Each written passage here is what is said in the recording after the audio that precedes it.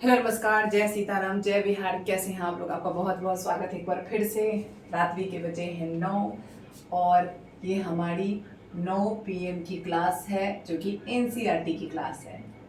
NCERT जो कि notes है अरिहंत की। एनसीईआरटी नोट्स की क्लास है हमारी और ये क्लास 2 है, क्लास नंबर 2 है। और आज हम लोग जो हमने पहला पढ़ा था ऐतिहासिक स्रोत चैप्टर, ऐतिहासिक स्रोत, ये है पार्ट 2। इसमें हम लोग इसको कवर करने की कोशिश करेंगे बिल्कुल ही समय न गंवाते हुए। लेकिन उसके पहले एक काम आपको करना है। जो भी लोग वीडियो को देख रहे हैं, काइंडली एक रिक्वेस्ट है आप लोगों से, एक हम्बल रिक्वेस्ट है। पीपीएससी विद स्वीटी सिंह उर्फ एडीफाइन को आप निःशुल्क सब्सक्राइब कीजिएगा, लाइक कीजिए, शेयर कीजिए, क्योंकि आपके लिए जो भी मेंस क्लासेस भी चल रही हैं सुबह में फ्री ऑफ कॉस्ट, उसको भी आप जाके देखिए। तो जितने भी लोग एईडीओ की तैयारी कर रहे हैं, बिहार एसएससी की तैयारी कर रहे हैं, क्लास सबके लिए जो है वनडे एग्जाम्स के लिए बेनिफिशियल है। तो निश्चित रूप से रोज रात में 9 बजे क्लास आती है, आप देखिए उसको। नेक्स्ट हम बढ़ते हैं। अब हम वहां तक पढ़ चुके थे, धार्मिक साहित्य तक। अब हम धार्मिक ग्रंथ में पढ़ते हैं। धार्मिक ग्रंथ, तो इसमें हम पहले चर्चा करेंगे महाभारत। महाभारत और नाम क्या? सबसे पहले नाम क्या? तो ये जो है 10वीं से 4वीं सदी ईसा पूर्व, यहां तक इसकी रचना हुई है। यहां तक इसका रचना काल हुआ है। 10वीं से लेकर 4वीं शताब्दी ईसा पूर्व तक इसको रचा ही गया जाते रहा। इसीलिए अनेक राजाओं की अनेक पॉइंट ऑफ व्यू से जो है इसको लिखा गया है। मूल रूप से इसमें जो है जय संहिता, पहला चरण था जय संहिता। जय संहिता सबसे पहला चरण था। 8800 श्लोक थे। 8800 श्लोक। रचनाकार कौन? तो रचनाकार थे ये आपको वेद व्यास। कौन? वेद व्यास। वेद व्यास। वेद व्यास इसके रचनाकार है महाभारत के, इसको आपको याद रखना है। नेक्स्ट है भारत। नेक्स्ट है भारत, और ये कब? तो इसमें 24,000 श्लोक संख्या। कितने हैं? 24,000। थर्ड इसका स्टेज आया और वो था आपको सहस्त्र संहिता या फिर सत्य सहस्त्री या फिर महाभारत। यह अंतिम रूप से हुआ और इसमें जो है आपको 1,00,000 श्लोक हो गए। 1,00,000 श्लोक। ठीक है, तो ये कहानी हो गई महाभारत की आपकी। एक इसमें और है। एक तो महाभारत समालोचना परियोजना 1919 में सुकतांकर द्वारा चलाया गया था। महाभारत समालोचना परियोजना क्या है? महाभारत समालोचना परियोजना कब चलाई गई थी? 1919 में। 1919 में। और किसने चलाया था? तो वीएस सुकुथांकर। वीएस सुकुथांकर। ठीक है, तो वीएस सुकुथांकर के नेतृत्व में महाभारत समालोचना परियोजना चली थी 1919 में। नेक्स्ट हम आगे बढ़ते हैं।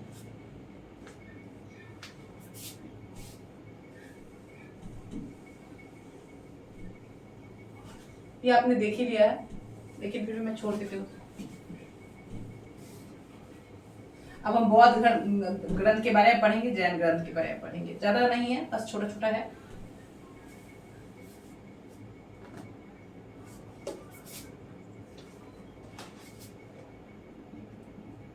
बौद्ध।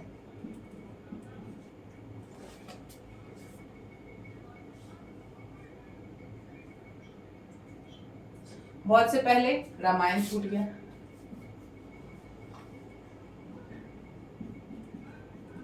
रामायण वाल्मीकि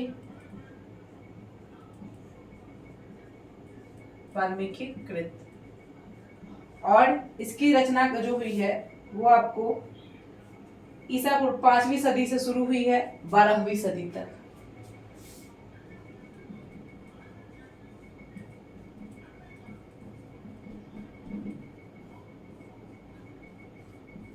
ये इसका रचनाकाल रहा है। सिर्फ एक आदमी के विषय में नहीं है, बहुत सारे लोगों के का जो मत इसमें जुड़ा हुआ है। मूल जो रामायण था उसमें 6000 श्लोक थे। मूल रामायण में 6000 ही श्लोक थे, बाद में बढ़ के 12000 हो गए और अब अंततः अब 24000 श्लोक हैं। अभी कितने हैं? 24000। तो मूल रूप से जो लिखा गया उसमें मात्र 6000 श्लोक ही थे। नेक्स्ट है बौद्ध ग्रंथ।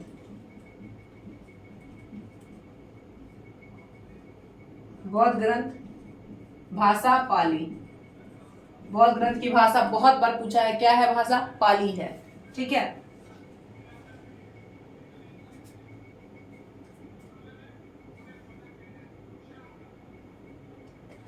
इसमें क्या है? जातक कथाएं। जातक कथाएं किसके? बुद्ध भगवान के जीवन की कथाएं जो वर्णित है। बुद्ध के जीवन कथा, जीवन कथा, ये आपको जातक कथाएं में जो है वो वर्णित है। ऐसा इनका मत था कि बुद्ध जो है वो आपको जन्म लेने से पहले 550 से अधिक जन्मों से गुजर चुके थे, ऐसा ये बौद्ध मत मानता है।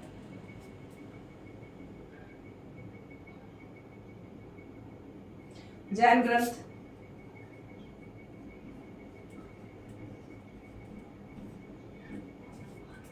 प्राकृत भाषा, याद रखना है, यही तो टर्म है, प्राकृत भाषा।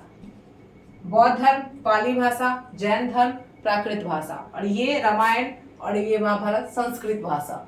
ठीक है, तो इसकी जो है जो जैन ग्रंथ है इसका संकलन जो है 6वीं शताब्दी में गुजरात के बलाबीर में, इसका संकलन, जैन ग्रंथों का संकलन बल्लभी गुजरात। चूंकि ये दूसरा जैन संगति था, दूसरा, क्योंकि पहला तो पटना में ही हुआ था, पाटलिपुत्र में हुआ था, दूसरा बल्लभी गुजरात में हुआ, तो ये आपको वहां पे 6वीं सदी में गुजरात में जैन धर्मों का अंतिम रूप से जो है, जैन ग्रंथों का अंतिम रूप से संकलन किया गया। तो यहाँ पे आपको जैन ग्रंथ हो गए। चलिए अब हम नेक्स्ट बढ़ेंगे धर्मिता सहित। बहुत ज़्यादा इंपॉर्टेंट कुछ है नहीं था, इसलिए मैंने इसको बढ़ाया नहीं, बस आगे बढ़ेंगे। हमें जल्दी जल्दी पढ़ के ख़त्म करना है भाई, बिल्कुल भी बकवास नहीं करनी है, बिल्कुल भी, क्योंकि मैं खुद एक एक्सपीरियंस हूँ, तो मुझे पता है कि इस समय की क्या वैल्यू है, और हम बिल्कुल भी क्लास में बात नहीं करेंगे, बिल्कुल भी बकवास नहीं करेंगे।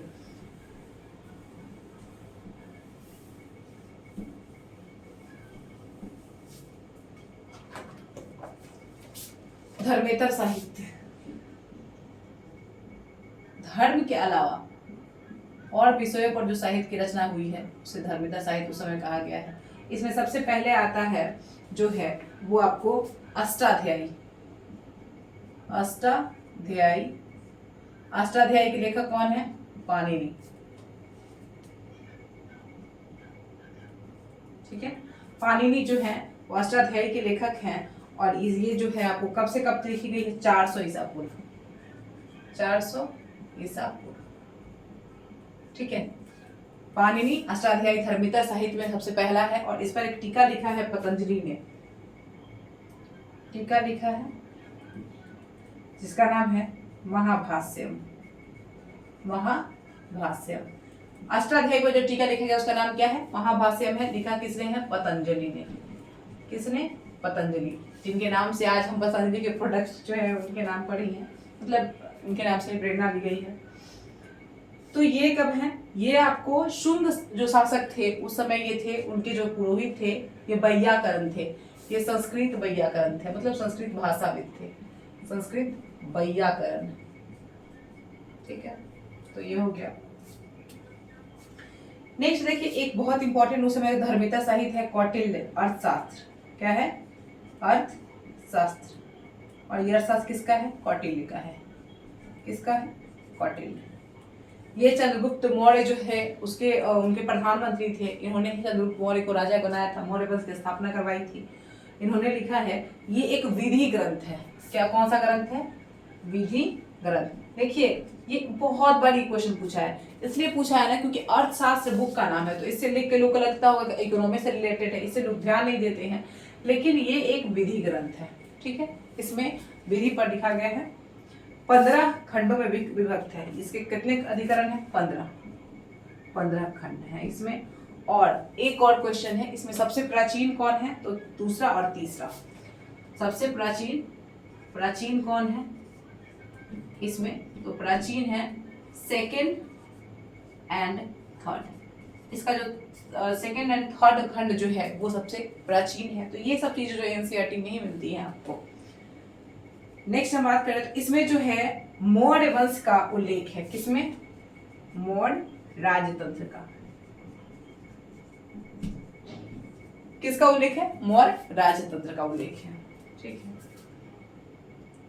अब हम बात करते हैं आगे, कुछ कालिदास की रचनाओं को देख लेते हैं। अभी हम धर्मिता साहित्य में ही हैं। अब हम कालिदास की रचना के बारे में देखेंगे, विज्ञान शकुंतलम। इसके बाद हम विदेशी रचनाकार को भी देखेंगे।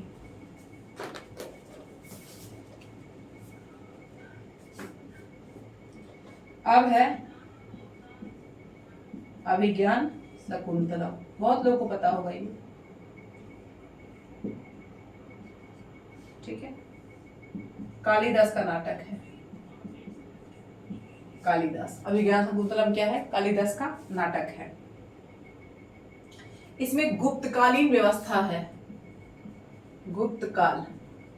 इससे हमें कालिदास के जो नाटक है अभिज्ञान शकुंतलम, इसे किस काल का परिचय मिलता है? तो गुप्त काल के। नेक्स्ट है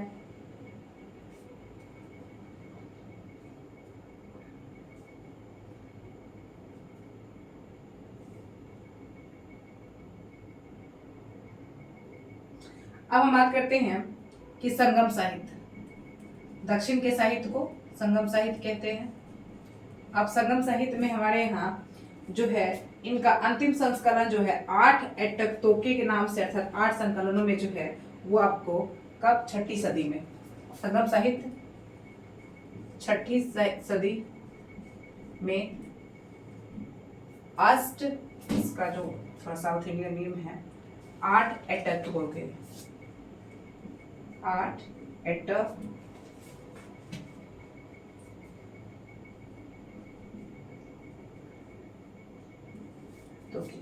संगम साहित्य 6ठी शताब्दी में अंतिम रूप से संकलित हुआ है और 8 एटकों के जो है उसको कहा जाता है। संगम साहित्य की जो तुलना है वो आपको होमर युग, इस संगम साहित्य की तुलना किससे? होमर युग से। संगम साहित्य की तुलना किससे की जाती है? होमर युग से। क्वेश्चन अराइज कर सकता है, यहाँ से पूछ सकता है। अब हम बात करते हैं, कुछ हमारे पास बुक्स हैं, अब हम उनके बुक्स के जो रचनाकार हैं उनके बारे में देखने की कोशिश करेंगे। Very quick revision we will do. मैं डस्टर में कंफर्टेबल नहीं हो पाती, इसलिए मैं डस्टर यूज नहीं करती। मुझे ये ज़्यादा अच्छा लगता है, मतलब एक साथ बहुत सारा मिट जाता है ना, ये चीज़ें। फर्स्ट विज्ञानेश्वर। विज्ञानेश्वर की पुस्तक है मिताक्षरा। मिताक्षरा। सेकंड जीमूत वाहन, एक राइटर हैं जीमूत वाहन, इनकी पुस्तक है दाएं भाग। दाएं भाग। बहुत क्वेश्चन पूछे जाते हैं बुक से।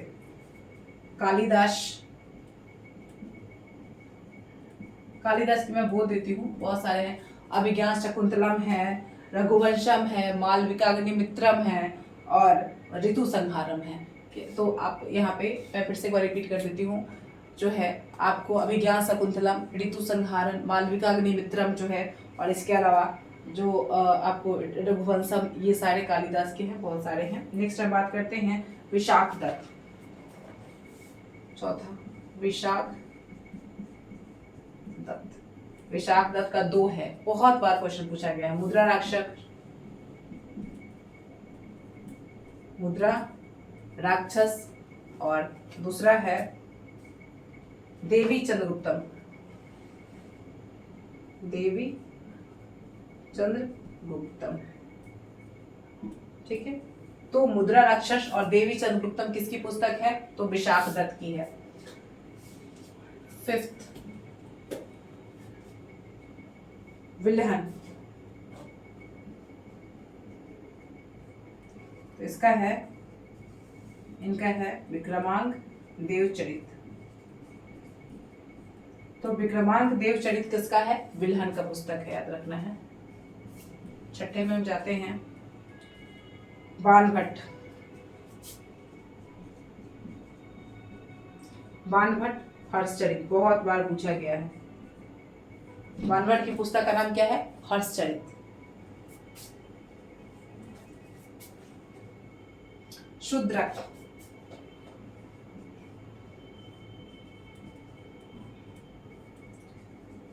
मृक्ष कटिकम, ठीक है। शूद्रक की पुस्तक क्या है? मृक्ष कटिकम। बहुत बार पूछा गया है, बहुत बुक से क्वेश्चन बनते हैं, इसलिए मैंने बुक को लिख ही दिया है। बुक से क्वेश्चन बनते हैं बहुत। मेरुतंग प्रबंध चिंतामणि, मेरुतुंग एक राइटर हैं, इनका है प्रबंध चिंतामणि। प्रबंध चिंतामणि, ठीक है। प्रबंध चिंतामणि किसकी पुस्तक है? मेरुतंग की। 9, भास्कराचार्य द्वितीय।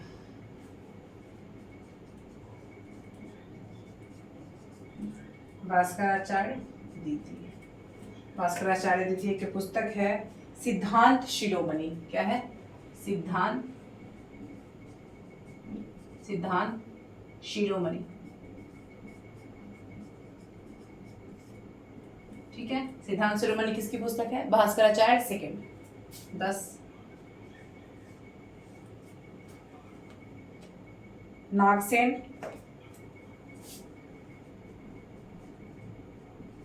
मिलिंद पन्हू,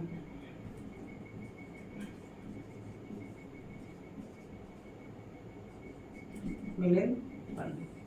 यहाँ तक मुझे लगता है जितने भी लोगों ने अगर लिख लिया है तो लिख लें, नहीं तो एक बार इसको स्क्रीनशॉट ले लें, जितने भी लोगों ने नहीं लिखा है। ये बहुत ही इंपॉर्टेंट है। विज्ञानेश्वर, मिताक्षरा, जिमूत वाहन, दाएं भाग, विशाख दत्त, मुद्रा राक्षस और देवी चंद्रगुप्तम, बाणभट्ट हर्षचरित, मेरुतंग, प्रबंध चिंतामणि, नागसेन, मिलिंद पन्हू। यहाँ पे हम आएंगे तो विल्हन है, विक्रमांक देवचरित, शूद्रक, मृक्षकटिकम, भास्कराचार्य द्वितीय, सिद्धांत शिरोमणि और कालिदास तो आपको पता है, अभिज्ञान शकुंतलम, रघुवंशम, मालविका अग्निमित्रम और ऋतु संहारम। तो ये आप एक बार कर लीजिए बिटा के। कुछ पुस्तकें और बची हुई है, बस उसको देखेंगे।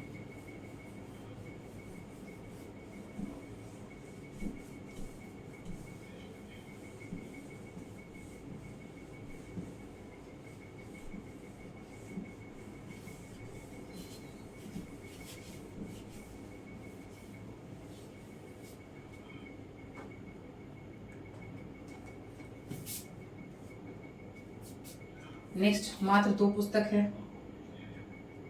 भवभूति, इसका इनका है उत्तर रामचरित, उत्तर रामचरित। और उत्तर रामचरित किसकी पुस्तक है? भवभूति की। और नेक्स्ट है सोमेश्वर का कीर्ति कौमुदी, सोमेश्वर कीर्ति कौमुदी, ठीक है। सोमेश्वर का है कीर्ति कौमुदी। अब हम आगे चलते हैं। अब हम चलेंगे विदेशी यात्रियों के वर्णन में। अब हम चलेंगे किसमें? विदेशी यात्री। अब इन्होंने जो वर्णन किया है, अब हम उनके बारे में पढ़ेंगे। तो देखिए, यहाँ पे हमारे स्रोतों से अगर हम देखें तो हमें सिकंदर के आक्रमण की कोई जानकारी नहीं मिलती, लेकिन यूनानी स्रोत हमें सिकंदर के आक्रमण की जानकारी बताते हैं। देखिए, हर चीज़ लिखना पॉसिबल नहीं है, इसलिए कुछ चीज़ जो बताई भी जा रही है उस चीज़ को भी सुनने की कोशिश कीजिएगा। तो क्या होता है कि चूंकि यूनानी लेखकों ने ही बताया है कि 326 ईसा पूर्व सिकंदर भारत आता है, भारत का आक्रमण करता है, और उसको जो है उस समय हमारे यहाँ राजा रहता है सैंड्रोकोटस यानी चंद्रगुप्त द्वितीय। चंद्रगुप्त मौर्य वहां पे जो है उसका सामना होता है। चंद्रगुप्त मौर्य के दरबार में दूत बनकर आता है मेगास्थनीज और वो इंडिका की रचना करता है। तो यहाँ पे इंपॉर्टेंट है इंडिका, इंडिका ये पुस्तक किसने, मेगास्थनीज। और ये किसके दरबार में आया था, तो चंद्रगुप्त मौर्य।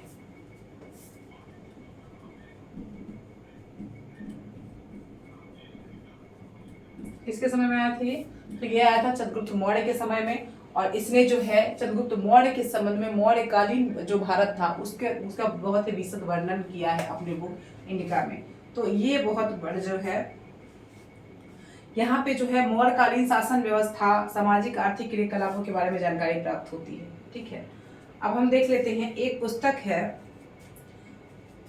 जिसका नाम है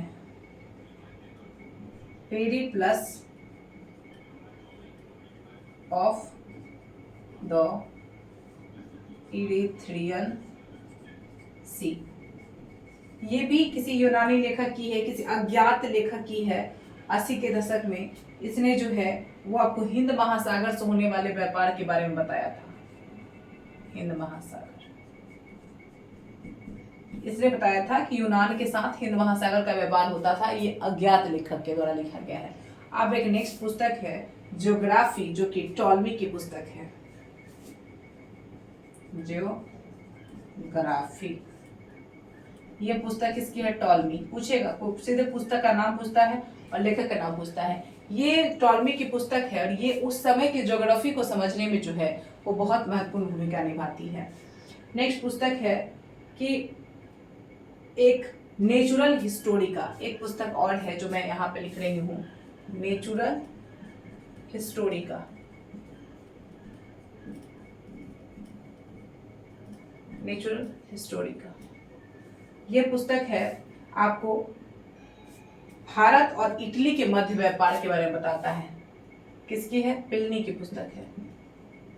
प्लिनी, भारत इटली व्यापार। देखिए पुस्तक आपसे लेखक के नाम के साथ पूछा जाएगा। तो यहाँ पे इंडिका, मेगास्थनीज, मौर्यकालीन व्यवस्था, पेरिप्लस ऑफ द इरेथ्रियन सी नहीं पता है, हिंद महासागर से व्यापार होता था, ये इस लेखक ने लिखा है। ज्योग्राफी किसने पुस्तक लिखी है, टॉलमी ने, उस समय की ज्योग्राफी के बारे में बताता है। एक पुस्तक है नेचुरल हिस्टोरिका, किसने लिखी है, प्लिनी ने लिखी है। भारत और इटली के बीच व्यापार होता था, इसके बारे में बताता है।